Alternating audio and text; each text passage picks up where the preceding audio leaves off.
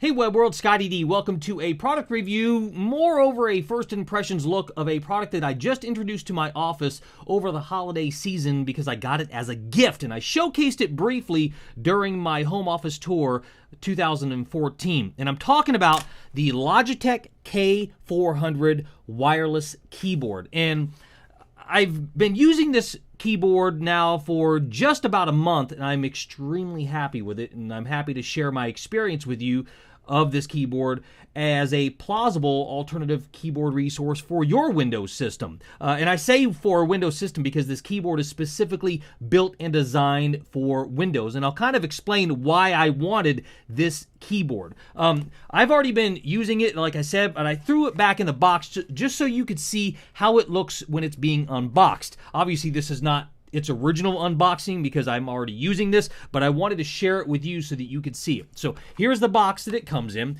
It has these two security stickers on the back that are sealed. That way you know that the product has not been used by anybody else. So, of course, that would be sealed on yours. These are open on mine. Pop it open like this, and you open it up, and the very first thing you see when you open it up is the keyboard, some pamphlets, and a little utility piece off to the side. It has a couple of things on it. So let me go ahead and take out the papers and show you what they are. The first thing you get is the setup guide right here. I personally don't know anybody that goes through and reads these things, but they provide them anyway. It's slightly useful, but I'll leave that up to you. Additionally, there is some important information that they share with you in a pamphlet, and they even say, important information, safety, compliance, and warranty. Of course, when you open it up and you try to read it, good luck, get your glasses out because everything is in micro text. So there you have it. We'll set that off to the side. And then you have the keyboard itself, which looks like this. There's the front of the keyboard, the back of the keyboard, and we'll talk more about the keyboard itself here in a second. And in the little cardboard box off to the side, there is the USB piece right here, and that piece right there is called the Logitech unifying receiver. And the reason why they call it a unifying receiver is because it's a tiny receiver that stays in your laptop or your compute device, and you don't really need to unplug it when you move it around, and it is usable for more than just this Logitech USB wireless device. So that's why it's called a unifying receiver. Below that is this piece right here, and you'd think that this is just a USB port extender, meaning that you could actually plug this into something that's further inside of a computer that you can't quite reach the USB resource. And I guess you'd be correct to some degree, but this is also a range extender for the unifying adapter receiver that you get with your keyboard. And I'll talk a little bit more about this here in a second. So that's what you get when you unbox it, and so I'm going to set the box off to the side. Other than that, there's really nothing else inside of it. There's some literature on the back. Again, it's in microtext, but let me give you the first walk around of this. Setup of this is very easy. Comparably, it's smaller than a wired keyboard. This is the keyboard that I was using before I got the K400. It is a very, very large keyboard. It's a wireless keyboard, and this one is specifically designed by Microsoft. You can see the Microsoft logo right here, and it has a lot of different features on this specific keyboard that I liked as a wired keyboard. But what I didn't like is it was wired, and I talk about this in a lot of my videos that I really just don't like wires around. They just clutter up everything.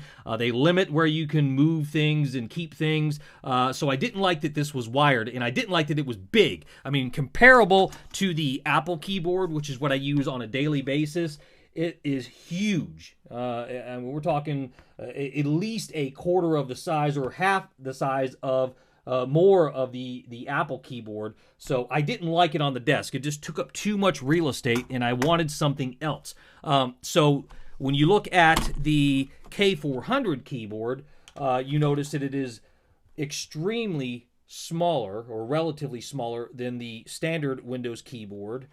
Here's a side profile shot of the wired keyboard, and here's a side profile shot of the K400 keyboard. And you can see that it's really a lot smaller than the wired keyboard. So let's go ahead and set this wired keyboard off to the side, because that's not important when it comes to this video. This keyboard this is the K400. Comparing the K400 to a Apple keyboard, I was very impressed. When you stack them top over bottom, here's the Apple keyboard, here's the Windows keyboard. You can see that on the keyboard side, it's just about the same size as a Apple keyboard, which I really, really like. This is my absolute favorite keyboard of all time. The tracking of the buttons, I could just really type very well on the Apple keyboard. So I wanted something comparable to this. And this is very similar. Not exactly, but very similar as far as the experience goes. So you can see a little bit wider than the Apple keyboard, but you get a little bit different feature on this that you don't get on the Apple keyboard, and that is the touchpad right here.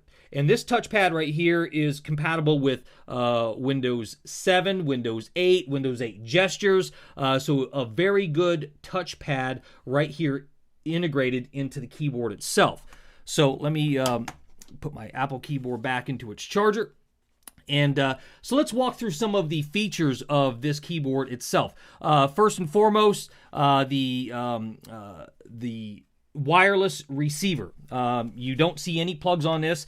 It gets its connectivity via a wireless USB receiver that is very small. In fact, it's about as big as the silver part of this range extender right here. And all you have to do is plug that receiver into your USB port of your computer and turn on the keyboard, and you're ready to go. No other installation is required other than that.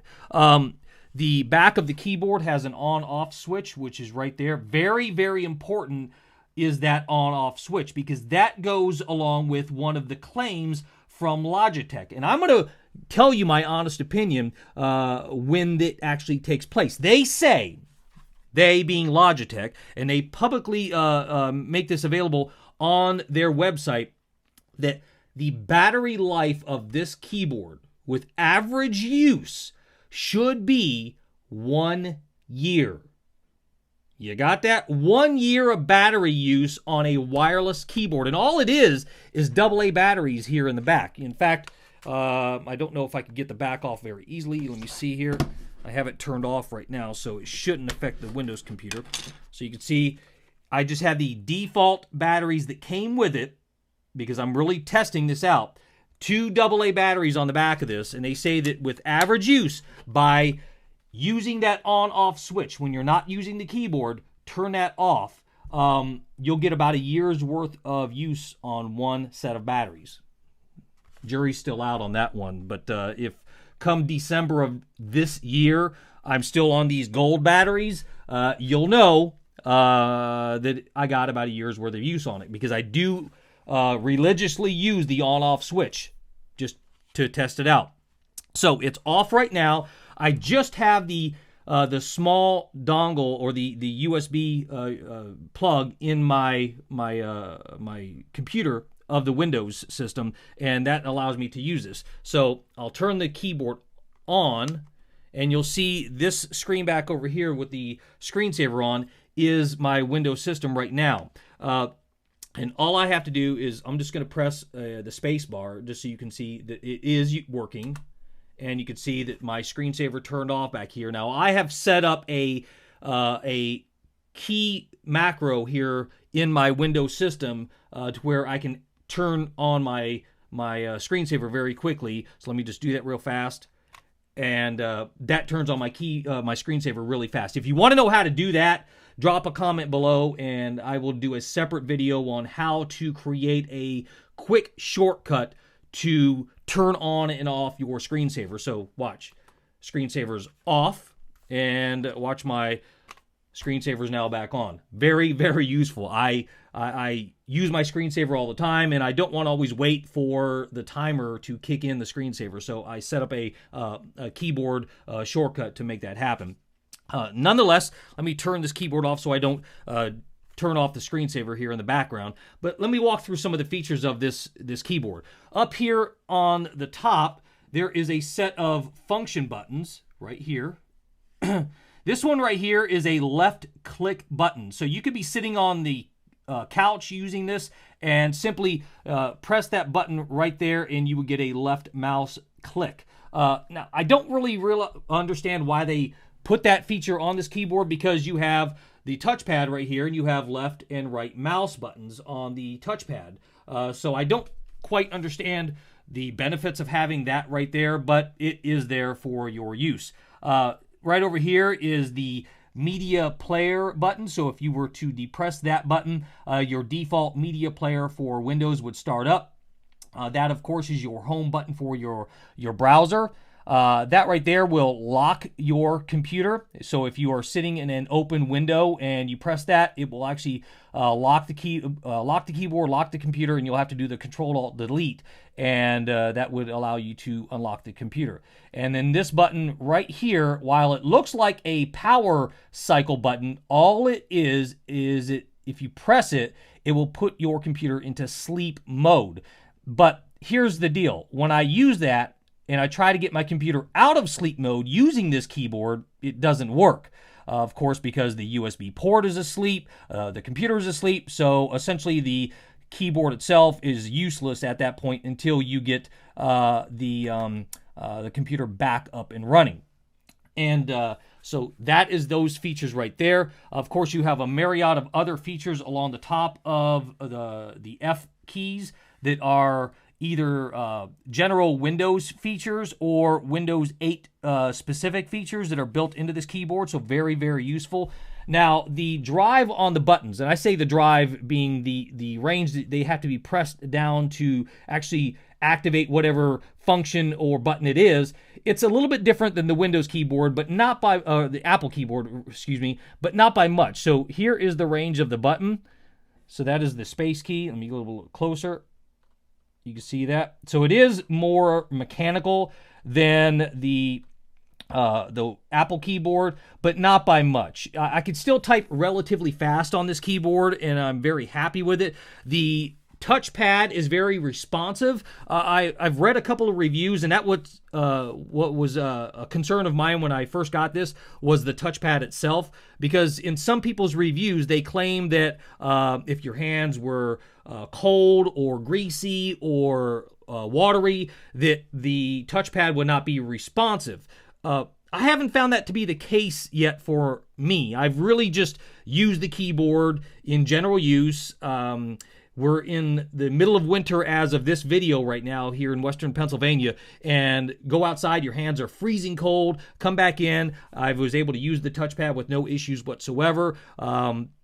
So I don't know why people are having a problem with the touchpad on theirs. Maybe it's just a defective unit that they have, but I haven't found any issues with the touchpad itself. So again, this is the K400 wireless keyboard, not Bluetooth wireless, but a USB wireless keyboard. Now, this piece right here, we talked about it briefly in the very beginning, being the range extender. Now, if you were to go ahead and plug this into the USB port, and then go ahead and plug the universal dongle onto it, what they call the Logitech unifying receiver, then what you would get is a range of up to 10 meters using the keyboard away from that compute resource. So 10 meters or 33 feet of wireless range by using the range extender. Of course, mileage will vary, meaning that depending on what you have in the room, interference, because this does run on a 2.4 gigahertz signal wirelessly from the keyboard itself into the unifying receiver. This is just a range extender, so it doesn't really do much as far as the frequency, it just extends the range. So again, you could do vertical storage if you need to. It'll actually stand up on end if you need to slide it out of the way. The touchpad is gesture driven, so you can actually do multi-touch gestures on this as well. And like I said, this is designed for Windows 8 compatibility and also with Windows 7, so you can do those gestures from Windows 8 on this. It also works with Windows XP and Windows Vista, so you do have the operating range of your choice in the Windows platform while using this keyboard. Again, going back to the installation, it is a plug and play, simple to get it up and running with your computer, and 1 year of battery life, so they claim, so as long as you use the on and off switch when you're not using the keyboard. I will do a separate update video when the batteries die out completely on this. Just a quick update video to let you know when I had to change the batteries, because I'm using their batteries that they provide, I'm using their methodologies that they recommend, and I'm going to see how many months I get out of this keyboard. So that is the Logitech K400 wireless keyboard. I highly recommend it for an alternative keyboard resource for your Windows computer.